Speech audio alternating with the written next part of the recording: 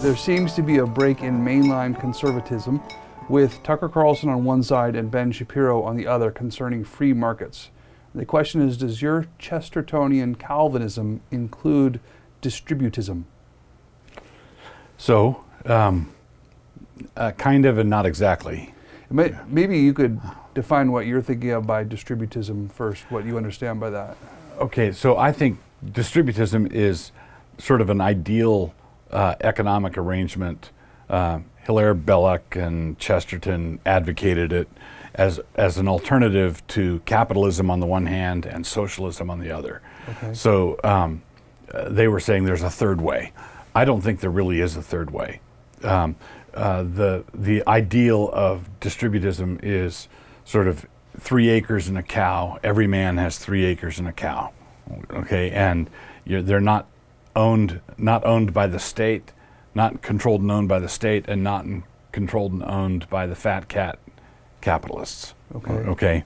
This How do you get to that ideal? Well, that's the hiccup. That's the problem. Right. Because if I had a magic wand and I could just suddenly get everybody to the starting point where everybody had 3 acres and a cow, and we had that, and then we let them be free, we let them live their own lives without interference, then it wouldn't be 3 months before one guy had 6 acres and 2 cows and someone else is down at the bar crying in his beer because of poor choices. Right? So if you ensure that that you have 3 acres and a cow and we maintain that, well, then that's just socialism. That's just the government controlling outcomes. Right. Okay. If you say no, I think if we got rid of sort of sweetheart deal lobbyist laws, if we got rid of what I call crapitalism, not capitalism, but what I call crony capitalism, if we got rid of that and we let the market equalize things, where you didn't allow you fought monopolies by having an unregulated market. That would not be capitalism, but it would be free markets. So I think the only way to get to the distributist ideal, or the closest to it, is via free markets. Okay, so in the current debate within conservatism, I would be more sympathetic with the Shapiro side of things. I'm a free market guy. But that said, I just recently read Tucker Carlson's book, Ship of Fools, and he's no slouch. And there are things going on there that this is what happens when conservatives talk a big free market game.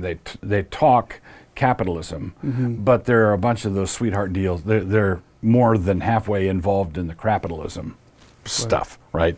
And after a while, there's going to be a reaction. There's going to be a populist reaction, which is what we're in the middle of now, right? Okay. And in this populist reaction, which is giving you a wide range of events, from the Paris riots, the Yellow Vest Paris riots, to the election of Donald Trump, this populist reaction to the incompetence and arrogance of our ruling elites is something that more movement conservatives should have seen coming and should have been more sympathetic with.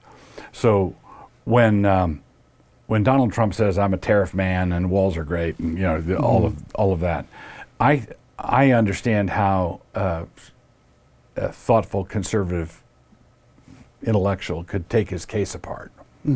But there's more to it than that. It's not just money, right?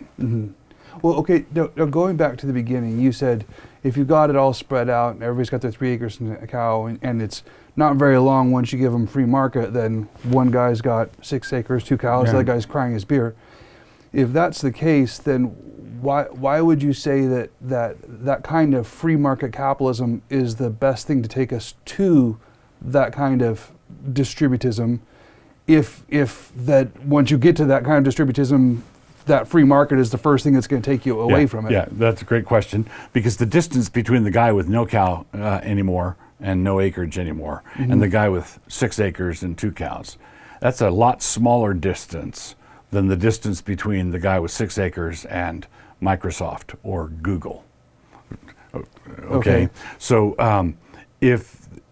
so what happens in capitalism is the guy with 6 acres gets 12 acres and 32 acres, and then he's got a lobbyist in the state capitol arranging to get him 3,000 acres. Right. Okay. What I want to do is have preventative distributist legislation that would prevent using the state as an instrument of aggrandizement. Right. So if you do that, then one guy's going to be richer than another. There's going to be the rich guy in town, house on the hill, and somebody else, a day laborer. I don't think you're ever going to remove that. Okay, Right. but I think you can construct your constitution and laws in such a way that you don't have a Russian oligarchy type of thing develop. So isn't what you're describing as the capitalism, isn't that somebody who's just really good at capitalism? What's the difference between just being like, I'm really good at this, and what you're describing as capitalism? Yeah. So in the history of this, there's a good book. I've forgotten the guy's name who wrote it. How Capitalism Saved America. He has a good textbook case of the 19th century robber barons. The railroad barons and so forth. And fortunately, there's a side-by-side case where the Great Northern Railway across the northern part of the United States was entirely built free enterprise, private money, as opposed to sweetheart deals on the other railroads. Right. So when people object to the robber barons of the 19th century, the railroad tycoons, I would say, are you talking about this guy or this guy? The guy who built the Great Northern was just really good at what he did. But there's a difference between someone who's got a great innovative idea, he patents it, he runs with it, he makes a pile of money. I don't want to begrudge him that at all.